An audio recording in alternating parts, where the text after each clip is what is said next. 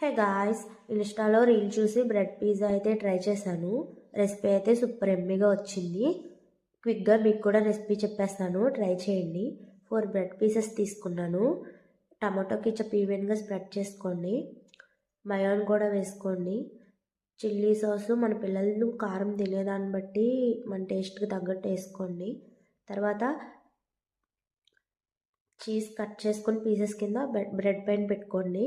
ఇంకో బ్రెడ్తో కవర్ చేసి పైన కూడా వెజిటేబుల్స్ పెట్టుకోవాలి. మన దగ్గర ఏమి అవైలబుల్గా ఉంటే అవి పెట్టుకోవచ్చు. నా దగ్గర క్యాప్సికమ్ అండ్ ఆనియన్ ఉన్నాయి, ఆ రెండు పెట్టుకున్నాను. అలాగే పైన టమాటా కెచప్ మయోన్ కూడా స్ప్రెడ్ చేసుకున్నాను. దాన్ని చీజ్తో కవర్ చేసేసుకున్నాను. ప్యాన్ పెట్టుకొని స్టవ్ మీద కొంచెం ఆయిల్ ఈవెన్గా స్ప్రెడ్ చేసుకుని ఈ 2 పీసెస్ అయితే ప్యాన్ పైన పెట్టేసుకున్నాను. సైడ్కి ఒక బౌల్ తీసుకుని అందులో వాటర్ తీసుకుని ఒక సైడ్కి పెట్టుకోవాలి.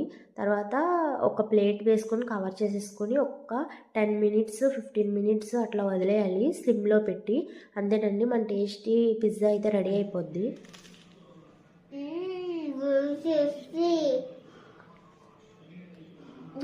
Follow for more.